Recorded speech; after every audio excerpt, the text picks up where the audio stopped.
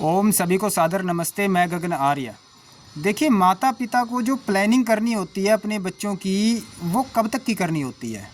माता पिता पिता जो है आज के समय में जो प्लानिंग करते हैं वो बच्चों की कब तक की करते हैं, जब तक वो जीवित है या उनके बच्चे जीवित है ना, या उनके जो बच्चे हो जाते हैं, मतलब पोते हो जाते हैं, पोता पोती हो जाते हैं, वहाँ तक की वो सिर्फ सोच पाते हैं आज के समय में।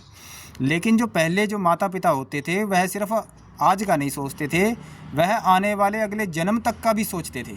ठीक है ना, क्योंकि उनकी विद्या थी, वह परमात्मा को मानते थे, परमात्मा की उपासना करते थे।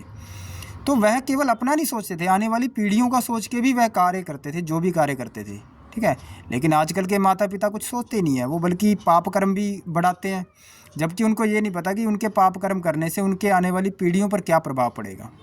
ठीक है, तो आपको अर्थात जो माता पिता हैं उनको कहाँ तक का सोचकर उनको कोई भी कार्य करना चाहिए अपनी आने वाली, जब तक यह धरती है, जब तक यह धरती है और प्रलय नहीं होता तब तक की प्लानिंग के अनुसार ही माता पिता को कोई भी काम करना चाहिए। ठीक है ना।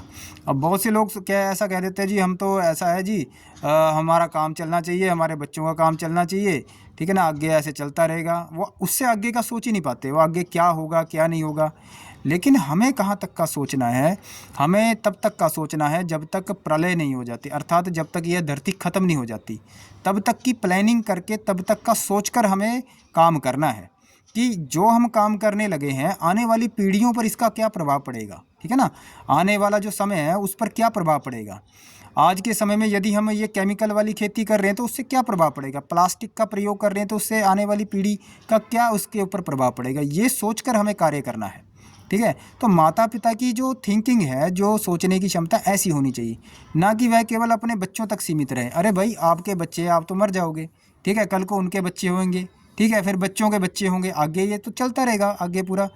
तो आगे वो पूरी व्यवस्था जो है वह धर्म के अनुसार चलती रहे, सही तरीके से चलती रहे। ठीक है ना, उसके लिए उन्होंने क्या प्लानिंग की है, उसके लिए वह क्या सोचते हैं। तो हमें कहाँ तक का सोच के काम करना है, जब तक यह धरती है तब तक का सोच के हमें कुछ भी काम करना है। और माता पिता का माइंड सेट भी ऐसा ही होना चाहिए। ठीक है ना, वैसे तो जब विवाह करें तो विवाह से पहले लड़का लड़की पढ़े लिखे होने चाहिए और विद्वान होने चाहिए, धर्म की विद्या होनी चाहिए, तभी उनकी आंखें खुलती हैं। वरना जो लड़का लड़कियां अंधे ही होते हैं और वो अंधे होकर ही बच्चे पैदा कर देते हैं, बाद में बच्चों का जीवन बर्बाद होता है। जो लड़का लड़की परमात्मा को नहीं मानते, ऐसे लड़का लड़की को पहली बात तो विवाह नहीं करना चाहिए और ना ही बच्चे पैदा करने चाहिए। तो इस बात का विशेष ध्यान रखना चाहिए कि हमें जीवन में आगे कैसे चलना है, माता पिता को किस तरह से फैसले लेने हैं। तो आज के समय में देख लेते हैं, हाँ जी इस चीज़ का स्कोप चल रहा है, ठीक है, हमें अपने बच्चों को ये करवा देना चाहिए आगे। ऐसा नहीं होता है। आपको ये भी सोचना पड़ेगा कि आज ये सब चीज़ें चल रही हैं, कल को इस चीज़ों का स्कोप ख़त्म हो जाएगा, फिर आगे बच्चे क्या करेंगे, फिर आने वाली पीढ़ियाँ क्या करेंगी। ठीक है ना, पहले पेट्रोल डीजल की कारें चलती थी, अब भी चल रही हैं, और आगे चल के वो कह रहे हैं कि इलेक्ट्रॉनिक कर देंगे। अब इलेक्ट्रॉनिक जो है लिथियम से बनता है, जो इलेक्ट्रॉनिक कारें चलती हैं, अब लिथियम भी ख़त्म हो जाएगा, वो रिन्यूएबल सोर्स तो है नहीं है, वो भी ख़त्म हो जाएगा आज नहीं तो कल, फिर क्या करोगे।